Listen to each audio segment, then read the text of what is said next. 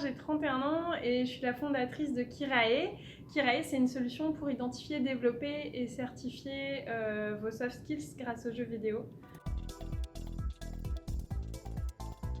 Donc en fait, concrètement, ce qu'on fait, c'est qu'on développe une application mobile avec des mini-jeux qu'on développe nous-mêmes et qui sont basés sur des mécaniques issues des sciences cognitives et qui vont nous permettre en fait d'évaluer et de développer adaptabilité, capacité de concentration, de mémoire, enfin toutes ces compétences un peu transverses qui ne sont pas propres à un métier en particulier, mais qu'on va retrouver tout au long de la vie professionnelle. Le jeu vidéo, c'est quand même un super outil pédagogique, et ça j'en étais déjà persuadée. En lisant pas mal d'études scientifiques sur le sujet, je me suis rendu compte que en fait, le jeu vidéo, il développe intrinsèquement déjà des compétences qui sont de l'ordre de ce qu'on appelle l'attention visuelle divisée, la capacité à surveiller plusieurs choses en même temps dans son champ visuel, la capacité à passer rapidement d'une tâche à l'autre, des capacités de mémorisation, de concentration. J'étais là, ah tiens, on retrouve ces fameuses compétences transverses. On vend notre solution plutôt aux entreprises.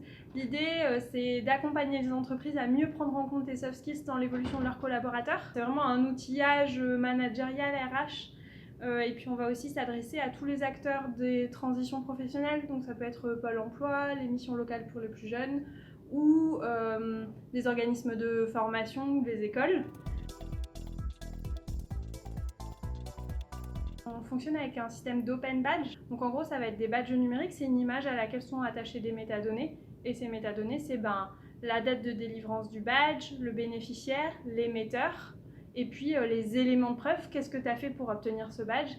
Et ce qui est super avec les open badges, c'est que Kirae peut les délivrer, mais ensuite on a un système qui s'appelle l'endossement et qui fait que des structures tierces, elles vont pouvoir venir endosser le badge.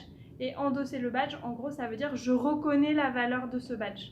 Et donc du coup, petit à petit, on va pouvoir construire comme ça une communauté autour des open badges Kirae qui va leur donner de la valeur. On est 3 dans l'équipe aujourd'hui, donc moi je suis la fondatrice et j'ai 2 salariés. Lisa Delalande qui est docteur en neurosciences et qui va nous accompagner du coup sur le volet cognitif. Et donc comment est-ce que les mécaniques de jeu et l'analyse qu'on fait des données de jeu, elle a bien une validation scientifique et cognitive sur l'évaluation et le développement des compétences. Et puis Corentin Coinon qui est développeur junior et qui développe sur Unity. Et moi je suis en charge du game design, donc en gros moi je suis en charge de faire en sorte que ça soit rigolo. Lisa elle est en charge de faire en sorte que ça soit cohérent cognitivement et Corentin il est en charge que ça existe. Jusqu'à il y a 1 an, j'étais bibliothécaire. Je me suis spécialisée dans la médiation du jeu vidéo. Donc moi j'accompagnais en fait plein de bibliothèques différentes puisque je travaillais pour un département et j'accompagnais toutes les bibliothèques du département qui voulaient mettre en place des projets de médiation numérique et qui voulaient notamment utiliser le jeu vidéo. On faisait des ateliers pour développer la coopération, la créativité, la confiance en soi et donc du coup j'ai une expertise sur l'utilisation du jeu vidéo à des fins pédagogiques ou voilà, mais pas de formation spécifique en game design. Kirae, c'est la parfaite synthèse de plein de trucs qui se sont passés dans ma vie dernièrement. La première, effectivement, c'est que j'ai une expertise dans la médiation du jeu vidéo et j'ai l'habitude d'utiliser le jeu vidéo pour autre chose que juste passer un bon moment. Dans les médiathèques, on accompagne aussi beaucoup de personnes en insertion qui viennent nous voir pour qu'on les accompagne sur la valorisation, sur la rédaction de CV, l'accompagnement dans toutes les démarches de recherche d'emploi. Et je me suis rendu compte que ces personnes-là, surtout quand elles ont des expériences professionnelles qui ne sont pas forcément très valorisantes, et surtout pas très valorisées dans la société dans laquelle on vit, mais c'est hyper difficile en fait de mettre en lumière les compétences qu'elles ont développées dans ces jobs-là. C'est pas parce qu'on a fait des jobs alimentaires, entre guillemets, même si je déteste cette appellation, que ces jobs ils nous ont servi qu'à remplir notre assiette. En fait, quand on est équipier McDo, on va développer des compétences pour faire de la prise de décision rapide, résister au stress et à la pression, développer aussi des capacités de communication avec des clients qui sont pas toujours faciles, dans un environnement très sollicitant, très bruyant, Et ces compétences-là, elles vont être utiles ensuite si on les transpose dans plein d'autres jobs, mais elles ne sont pas encore très valorisées, notamment parce qu'elles sont difficiles à objectiver. Le projet, il est né en avril, la société, elle est née en octobre, et le produit, il est né en janvier. Donc là, aujourd'hui, on travaille avec une petite communauté d'entreprises bêta-testeuses, et l'objectif, c'est de se déployer nationalement là, dès la fin de cette année. Et puis d'aller se développer aussi à l'international, parce que c'est vrai qu'il y a des marchés de l'emploi qui sont peut-être plus ouverts que le marché français sur la question justement des soft skills et de la reconnaissance des compétences non techniques. Et donc du coup, on ambitionne d'aller se développer notamment sur le marché canadien d'ici 2-3 ans. Moi, je profite du fait que du coup, j'ai 2 ans de chômage, donc il me reste encore un peu plus d'1 an de chômage, et c'est le temps que je me suis donné pour arriver à me rémunérer. Ça me donne cette sécurité-là. En fait, on est plein d'entrepreneurs à se dire que finalement, notre premier fonds d'investissement, c'est Pôle emploi, parce que ça te donne justement ce temps. En fait, entreprendre, ça prend du temps. En fait, j'ai de la chance d'être accompagnée justement par Incubator depuis la création du projet.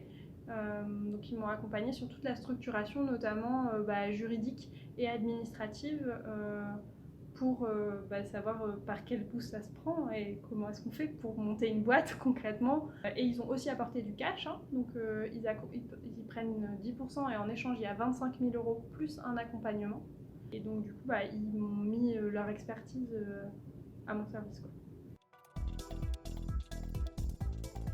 Je suis aussi accompagnée par le Pool qui est ici l'opérateur de la French Tech, qui m'accompagne aussi encore une fois sur la structuration de la boîte. Et puis après je fais partie du réseau YAO, qui est le réseau des jeunes entrepreneurs bretons, et en fait du coup qui est un système de mentoring. Donc j'ai un mentor qui est Florent Le Tourneur du cabinet de recrutement Happy to Meet You, et qui du coup est un entrepreneur expérimenté et qui m'accompagne aussi là-dessus. Et aujourd'hui, depuis peu de temps, je suis accompagnée par Orange dans le cadre du programme Orange Femmes Entrepreneuses.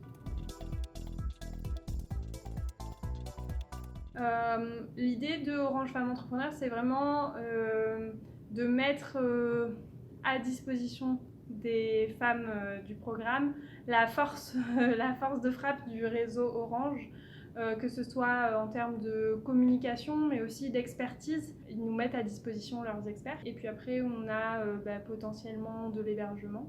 Orange, ils sont dans les secteurs de la télécommunication, ils sont dans un secteur assez technique, et ils ont eux-mêmes déjà en interne une sous-représentation des femmes dans les branches techniques, et ils aimeraient arriver à une forme de parité. Alors Fabienne Dulac, qui est CEO d'Orange France, elle a à cœur d'accompagner et de développer l'entrepreneuriat féminin, la présence des femmes dans le digital, et donc du coup là c'est dans ce cadre-là qu'ils nous accompagnent. C'est-à-dire que là, moi, je fais un double effet qui se coule, hein, parce que le milieu des startups, c'est déjà un milieu hyper masculin. On a 12% des startups qui sont montées avec une équipe féminine, et les femmes, elles représentent que 7% des levées de fonds. Ça veut dire que non seulement il n'y a pas beaucoup de startups qui sont montées par des femmes, mais qu'en plus, elles ont plus de mal à aller chercher des financements. Donc c'est déjà pas un environnement très féminin à la base. Et effectivement, en plus de ça, le gaming, c'est pas trop féminin non plus. À côté de ça, moi, je me suis pas du tout posé la question. Moi, j'avais envie de monter cette boîte-là. Il se trouve que ce que j'avais envie de faire, c'était d'utiliser le jeu vidéo pour aider les gens à révéler leurs talents et leurs richesses, et que du coup, il faut faire avec. Donc c'est pas toujours facile. Je vois bien par exemple que, comme je vous le disais, moi j'ai de l'ambition pour Kirai, je veux déployer nationalement mais assez rapidement aller à l'international. C'est sûr que auprès d'une certaine partie de l'écosystème, c'est une ambition qui serait pas regardée de la même façon, je pense, si elle était portée par un homme. On me demande de beaucoup plus étayer il faut prouver 2 fois plus. Bah, en plus, je suis une femme jeune, j'ai pas encore d'enfant. Qu'est-ce qui se passe si je tombe enceinte?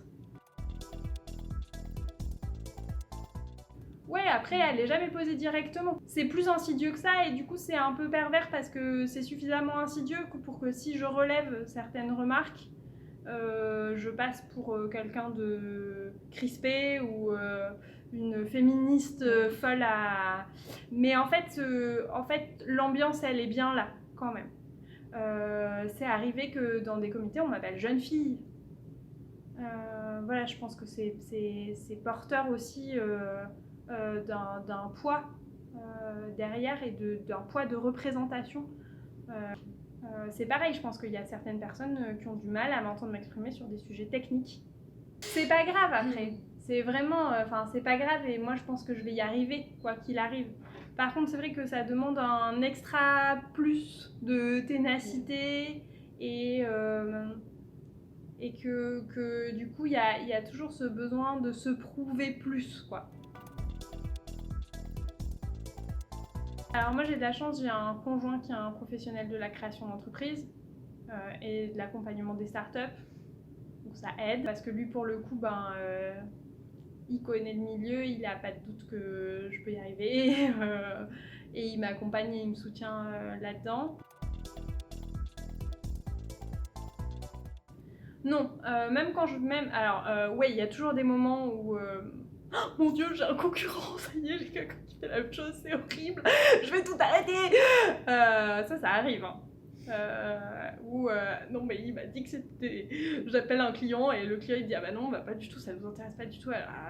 Et en fait c'est ok, j'ai pas l'ambition de vendre à toute la planète entière. Enfin si, mais je leur laisse du temps pour s'habituer à l'idée. En fait ouais, ça m'arrive d'avoir des moments où je pense que c'est foutu, ça sert à rien, de toute façon je vais pas y arriver. Mais par contre je regrette jamais de m'y être lancée. Même si je me plante, même si j'y arrive pas, même si au final ça donne rien, et ben c'est pas grave parce que franchement, je me lève le matin, je suis trop contente de venir bosser. J'ai une super équipe que j'ai moi-même recrutée, que je forme, que je fais grandir, qui m'accompagne. Je suis hyper bien entourée, j'ai fait plein de super rencontres. Et après, est-ce que ça veut dire que Kiraï ça va marcher forcément? Non. Est-ce que ça veut pas dire que des fois j'ai envie de me taper la tête contre les murs? Non. Mais c'est pas grave, je regrette pas quoi. Je sais pas si c'est vraiment un modèle, mais c'est une inspiration en tout cas, mais Fabienne Dulac, encore une fois, d'Orange, des nanas à la tête de boîte du CAC 40, il n'y en a pas non plus 50 milliards, et donc c'est rassurant de se dire que ok, en fait, il y en a, elles y arrivent, en fait.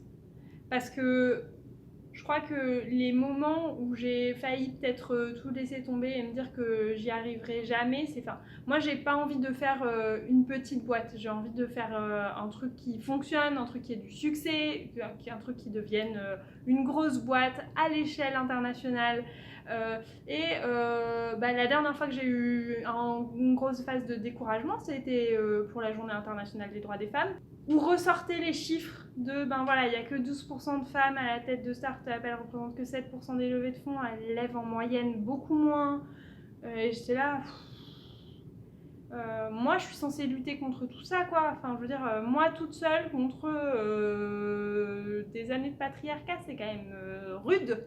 Et est-ce que j'ai l'énergie quoi pour, est-ce que je vais y arriver? Et donc du coup, voir dans ce cadre-là des nanas à la tête de start-up qui ont réussi ou de grosses boîtes du CAC 40, c'est rassurant, ça donne un petit horizon, une toute petite lumière au milieu d'un énorme tunnel rempli de mecs quoi. Vraiment le premier conseil c'est t'as une idée, c'est super. Va confronter cette idée. L'idée qu'il faut en parler à personne parce qu'on va te voler ton idée. Il y a quand même beaucoup plus de chances qu'on t'aide que quelqu'un te pique l'idée. Et il faut en parler autour de soi et il faut aller interroger des utilisateurs. L'idée, ça se trouve, en fait, elle répond aux besoins de personne à part le tien. Et construire une start-up pour soi, être amoureux de son produit, être convaincu que bah, en fait, c'est le meilleur moyen de se vautrer tout seul, quoi. Donc, vraiment, allez vous confronter, c'est de l'enrichissement, en fait. Et puis, se construire un écosystème. Et se construire un écosystème, ça veut dire pas rester tout seul dans son coin, chercher le réseau d'accompagnement le plus pertinent, parce que selon le projet, selon le profil, selon où tu habites, selon qui t'es, il y a plein de réseaux d'accompagnement qui existent, il faut juste trouver celui qui est pertinent pour ton projet et pour toi. Vraiment, aller se confronter aux besoins de ses utilisateurs et se faire accompagner, c'est les 2 trucs essentiels.